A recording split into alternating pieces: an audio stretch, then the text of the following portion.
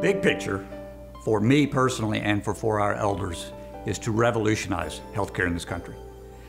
Long-term care is a big enough chunk of healthcare, and it's going to take a lot, and it's going to take a long time. I've dedicated the next decade of my life to achieve a fundamental shift in acute care, long-term care service, so that the focus isn't on profits, it's not on bottom lines, even though they're important. Samuel Gompers, the famous trade unionist, once said the worst thing a company can do is not make a profit. I believe that. I'm not an anarchist in any sense like that. But you can focus on health and care and service. You can do that and make more money. I've done it with my clients. I've represented the largest, what was then the largest skilled nursing facility, I call that a SNF, and the largest assisted living facility, I call that an ALF, in the country. Had the pleasure and privilege of doing that. We proved the model, the care and service, when it becomes the focus, the benchmark of everything you do in a company, you can make more money than doing it the way far too many facilities in this country do. So, 4OurElders wants to be the backdrop, the instigator, the initiator, if you will, of fundamental change in care and service in the long-term care arena. Ultimately, we want to broaden it to healthcare generally, acute care. There is so much wrong out there.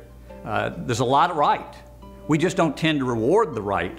We tend to focus on the wrong, but then we come up with solutions that are not solutions at all. First of all, professionally, I have represented 3 different companies, basically as general counsel of litigation.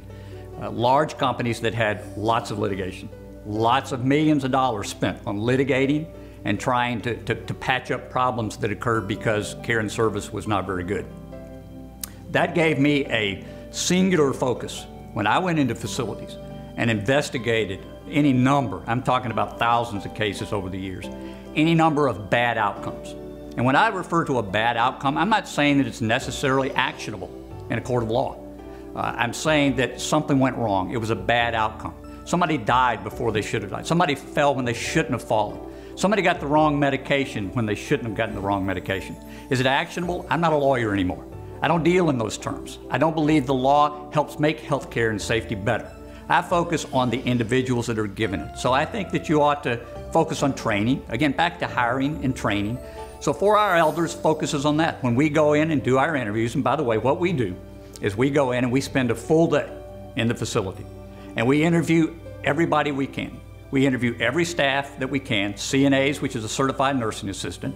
We interview the med assistants, if they have a director of nursing, the administrator, the dietary, the dietitian, everybody that had the therapist, everybody that has a role in that facility, we interview.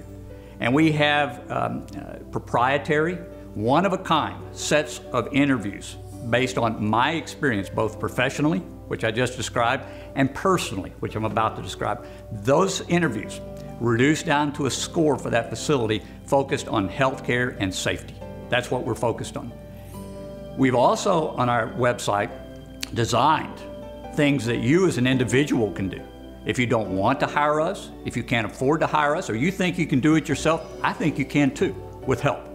The most uneducated, I use that word in quotes, person among us can go to our website and look at our to-do list and know what documents to ask for, and know what questions to ask, and don't take no for an answer. And if you get no, leave. Go somewhere else. If you have competition, go somewhere where they will, and that's the transparency I was talking about. So 4OurElders, we go in, we do the interviews, we come back, we digest it, we rate that facility, and we rank order it in case we've looked at other competitors. And we will give you those scores, and we'll give you all the data we produced to tell you why we believe you have the best possible chance for a good outcome in one facility versus another. We can't guarantee any outcomes.